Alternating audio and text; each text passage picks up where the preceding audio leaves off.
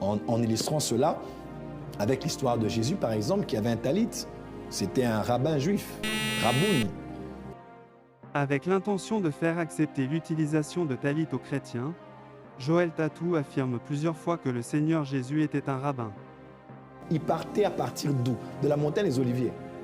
Et c'est de là encore, qu'il va revenir. Et il viendra cette fois-là comme un rabbin. Il portera certainement le talit. Remarquez encore que Joël Tatou est en train de faire une liaison entre le rabbin et le talit. Acclamez pour le rabbin, les rabounes. Il insiste là-dessus pour nous faire comprendre qu'un rabbin doit nécessairement porter un talit. Avant de parler du talit, nous aimerions parler sur le titre de rabbin que Joël attribue à Jésus. Le terme « rabbi », rabbouni et rabbin dérive de la même racine et signifie maître. Rabbi était utilisé pour parler basiquement d'un maître, peu importe la croyance. En Israël, il y avait plusieurs groupes religieux. Jean le Baptiste était appelé par le titre de rabbi, Jésus lui-même, et les pharisiens également. Tandis que rabbin est beaucoup utilisé dans le judaïsme rabbinique, qui dérive du judaïsme pharisien. Le rabbin, Rav, en hébreu moderne, est une personne dont l'érudition dans l'étude de la Torah lui permet de prendre des décisions ou rendre des jugements en matière de loi juive.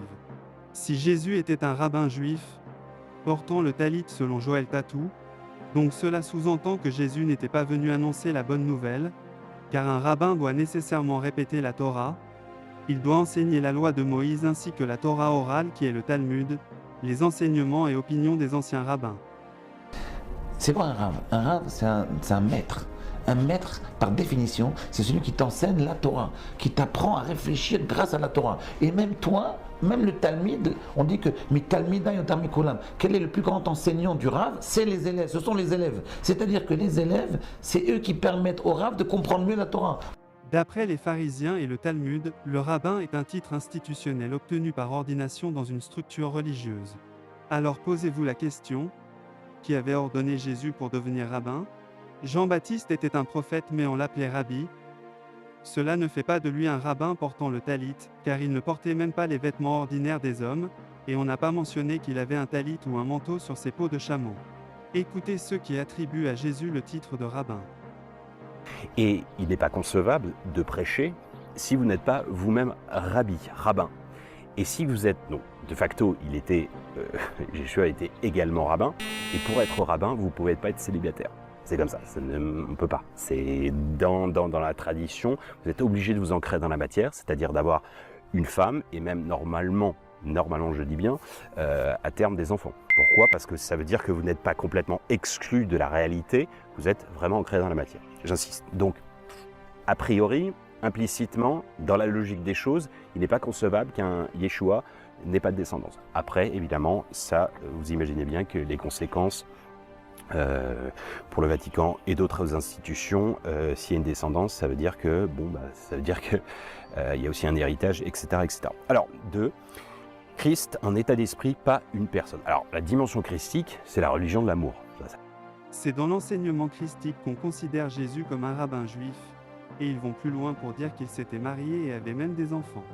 En regardant Jésus comme un rabbin au cours de sa vie terrestre, on l'attache à la prédication de la loi et on renie l'évangile du salut qu'il était venu annoncer. Voyez-vous toujours le lien entre les dires de Joël Tatou et de ceux qui parlent du message christique? Faites attention, l'apôtre Paul a dit qu'il y a une catégorie d'hommes qui font profession de connaître Dieu, mais qui le renient par leurs œuvres. Ils peuvent crier le nom de Jésus 10 000 fois mais le Seigneur ne les connaît pas. Jésus est le Christ, Rabbi était un simple titre qui n'a rien à voir avec le judaïsme rabbinique. Un rabbin doit enseigner la loi de Moïse, mais écoutez ce que dit l'Écriture au sujet de Jésus, car la loi a été donnée par Moïse, la grâce et la vérité sont venues par Jésus-Christ. Pour être ordonné rabbin, il faut d'abord étudier auprès des anciens rabbins, donc les pharisiens, alors que dit l'Écriture au sujet de Jésus. Les Juifs s'étonnaient, disant « Comment connaît-il les Écritures, lui qui n'a point étudié ?» Frères et sœurs, Jésus n'a jamais été un rabbin. C'est ce Joël Tatou qui veut petit à petit pousser les chrétiens vers le judaïsme et la Kabbale.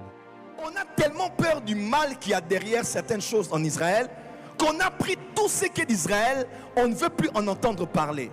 Et une église qui n'est pas attachée à Israël n'est pas l'église. Les chrétiens n'ont pas besoin d'avoir les histoires des Juifs, ni de s'attacher à Israël pour être une vraie Église. Prochainement, nous allons parler de l'origine du talit.